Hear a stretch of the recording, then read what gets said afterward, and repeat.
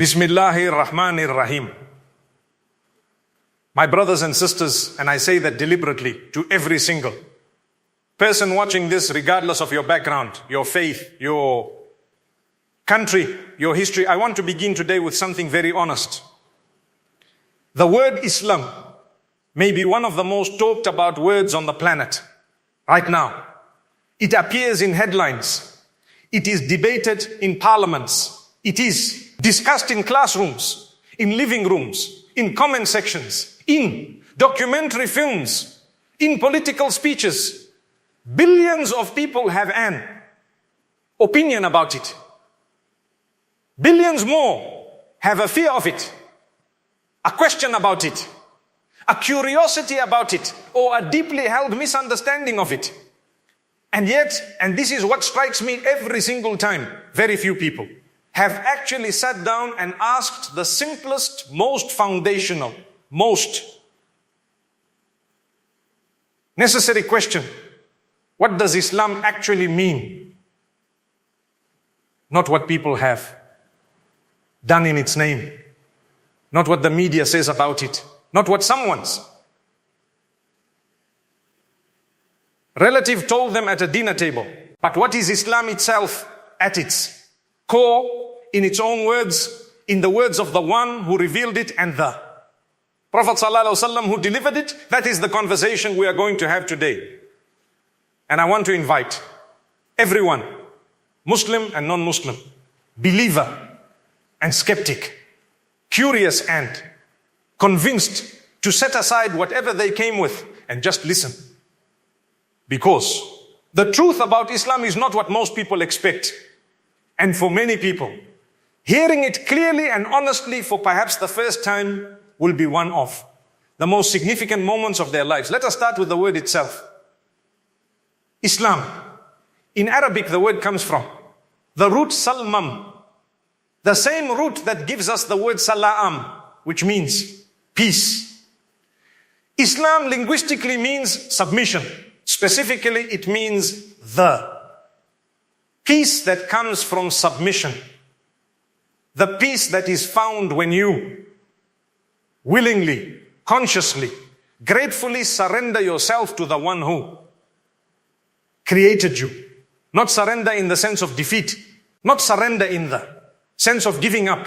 But surrender in the sense of alignment, of coming into harmony with the reality of who you are and who your creator is. Think about it this way.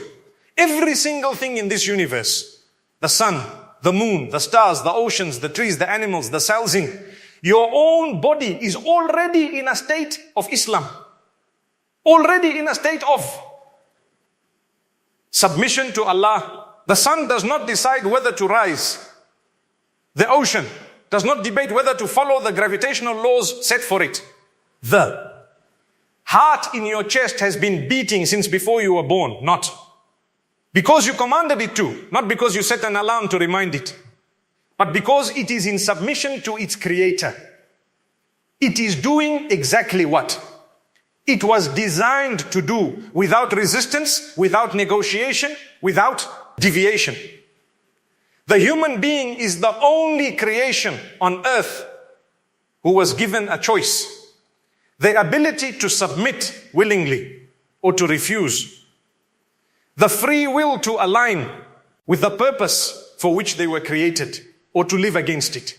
And Islam is the invitation, the divine, merciful invitation to bring the one part of creation that can choose into the same harmony with Allah that the rest of the universe already lives in naturally. This is why Islam is not a new religion. And I want to be very clear about this, because it is one of the most commonly misunderstood things about this deen. Islam is not something that began 1400 years ago in the Arabian Peninsula. Islam is the name for the one consistent message that Allah has been sending to humanity since the very first human being, Nabi Adam alayhi salam, walked the earth. Every prophet, every messenger, from Adam to Nuh, to Ibrahim, to Musa, to Isa, to Muhammad, peace be upon all of them, brought the same essential message, the same core truth. One, God. Worship Him alone. Live by His guidance. Prepare for the life after this one. This was the message of every prophet. This was the Islam of every prophet, not different religions with different gods. One message, one God, one truth delivered across different times, different communities, different languages, through different messengers, each perfectly suited to their particular context. The Quran acknowledges Nabi Ibrahim as a Muslim. It describes Nabi Yusuf making dua to die as a Muslim. It records Nabi Isa saying he was commanded to be among the Muslims. Because Islam is not the name of a later tradition that contradicts or replaces earlier ones. It is the name of the truth itself. The eternal, universal, final truth, completed and preserved in its most comprehensive form through the Prophet Muhammad sallallahu alaihi wasallam and the Quran that was revealed to him. Now let us talk about what Islam actually teaches, because here is where the gap between the reality and the perception becomes most stark. Most people who have a negative image of Islam have never actually engaged with what Islam teaches. They have engaged with what people who call themselves Muslims have done, which is a very different thing. Just as you would not judge Christianity by the Crusades alone, or judge any ideology by its worst practitioners alone, Islam deserves to be understood by its actual teachings, by its text, by its principles, by the life of the Prophet it was embodied in. The absolute foundation of Islam, the thing upon which everything else is built, is Tawheed, the oneness of Allah, the belief that there is only one God, that He has no partners, no equals, no children, no physical form, no beginning, no end, no need for anything outside Himself. He is Al-Ahad, the One, Al-Samad, the self-sufficient, the one upon whom all depend. This is not just a theological statement. It is a liberating one. Because the moment you accept that there is only one God, only one ultimate power, only one ultimate authority, only one ultimate judge, you are freed from every other form of enslavement, freed from the worship of money, freed from the worship of status, freed from the worship of other people's opinions, freed from the worship of your own desires. There is only one who deserves worship. And when you give your worship to the right one, everything else falls into its correct place. The second thing Islam teaches is accountability. And this is not meant to frighten, but to liberate. The belief that this life is not the final chapter, that there is a day of judgment, a day when every action, every word, every intention will be presented before the most just, the most knowing. A day when every wrong that went unaddressed in this world will be addressed with perfect precision. A day when every good that went unrecognized will be recognized with perfect completeness. This belief changes everything about how you live. It means your deeds have weight. Your choices have consequence. Your life has stakes beyond the 70 or 80 years of the dunya. And the person who genuinely carries this belief does not need an audience to do good, because they know the only audience that truly matters is always watching. The third thing Islam teaches, and I want to spend time on this because it contradicts so much of what people assume, is dignity. The dignity of every human being, every single one, regardless of race, color, ethnicity, social class or background. The Quran says we have honored the children of Adam, not the children of this tribe, not the children of this nation, The children of Adam, all of humanity have been honored by Allah. The Prophet Muhammad sallallahu alaihi wasallam said in his final sermon, delivered to over 100,000 people on the plain of Arafah, that no Arab has superiority over a non-Arab. No non-Arab over an Arab.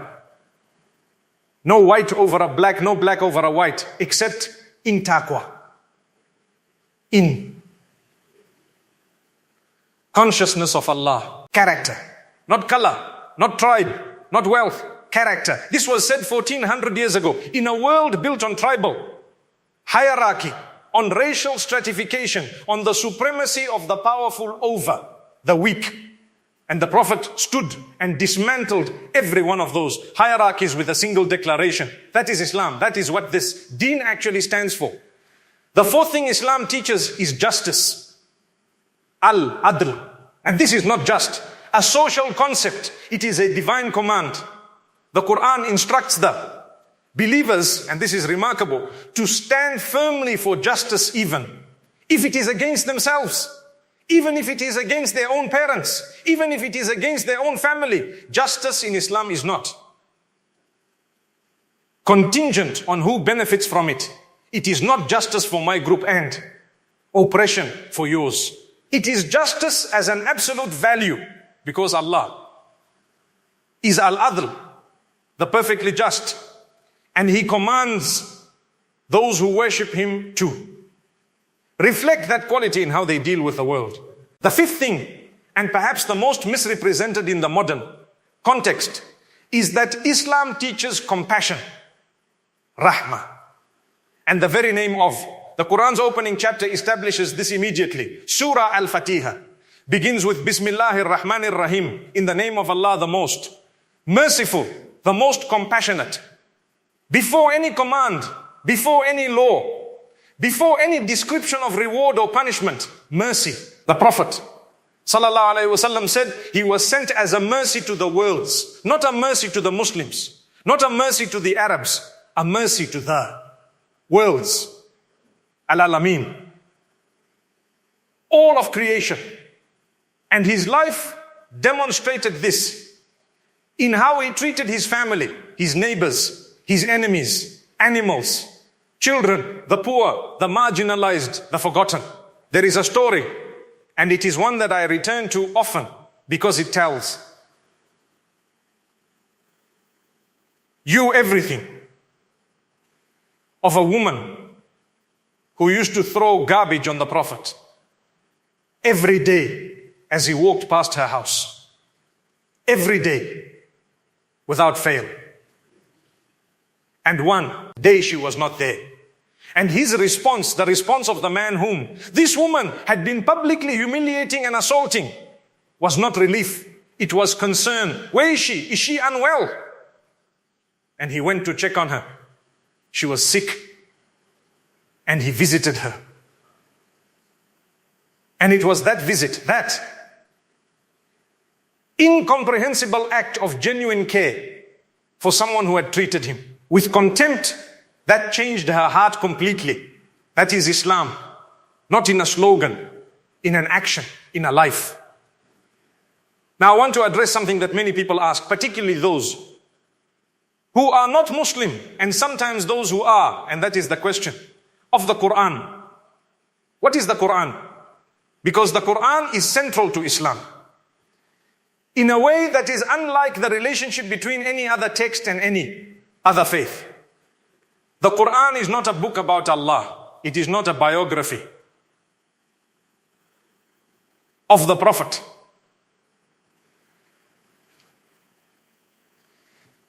It is not a collection of stories, though it contains stories.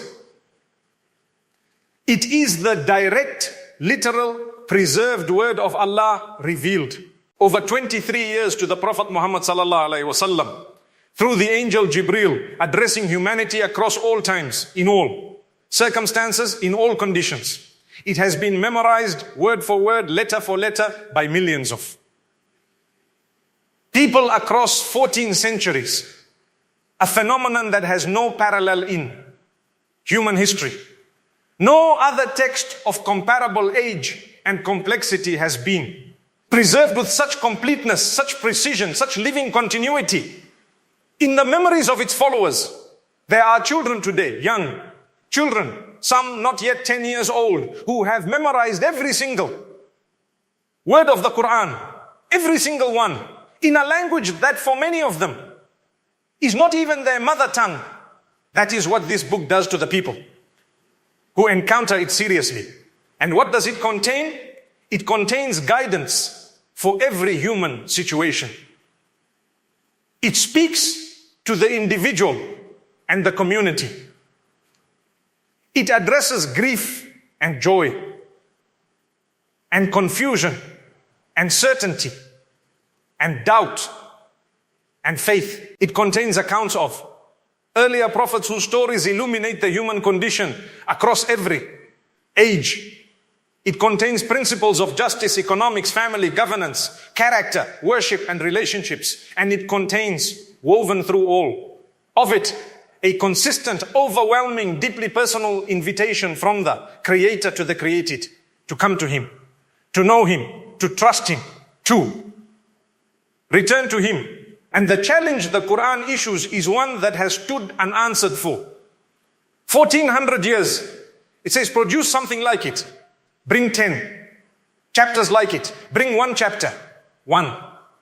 The greatest poets, linguists, and scholars of the Arabic language, people for whom Arabic was their native tongue, their art form, their entire cultural identity, heard the Quran and were moved to tears, not from sentiment, but from the recognition that what they were hearing was beyond the capacity of human composition.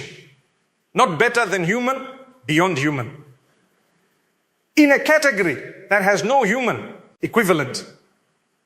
Let me talk now about the Prophet Muhammad sallallahu alaihi wasallam himself. Because any honest discussion of Islam has to include the man through whom it was delivered. And whatever people may have heard about him through media, through critics, through second-hand accounts, I want to invite you to look at the primary sources. To look at what those who actually knew him, who lived with him, who watched him across years and decades said about who he was. His wife Aisha radiallahu anha, who knew him more intimately than anyone, was asked to describe his character. And her answer was simple and complete. His character was the Quran. He was a walking embodiment of the book he delivered. Every quality it praised, he lived. Every quality it warned against, he avoided. In his home, in his marriage, in his fatherhood, in his friendship, in his leadership, he was consistent. Privately and publicly, the same person. Not performing goodness for an audience, actually being it. Non-Muslim historians, philosophers, and thinkers across centuries have consistently ranked him among the most influential human beings who ever lived. Not because of conquest. Great conquerors have come and gone and been forgotten, but because of transformation. Because the message he carried transformed not just a region or an era, but the moral imagination of a significant portion of humanity, and continues to do so to this day. Michael Hart, the American author and astrophysicist, placed the Prophet Muhammad at the top of his list of the 100 most influential people in history. He wrote, and I paraphrase, that he was the only man in history who was supremely successful on both the religious and secular level.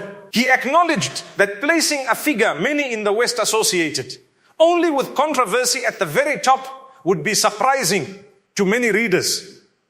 But he said the historical record simply required it. Now let us bring this all together. What is Islam in the most straightforward summary that still honors its depth? Islam is the belief that there is one God, Allah, who created everything, who sustains everything, who knows everything, who is perfectly just and perfectly merciful. Islam is the belief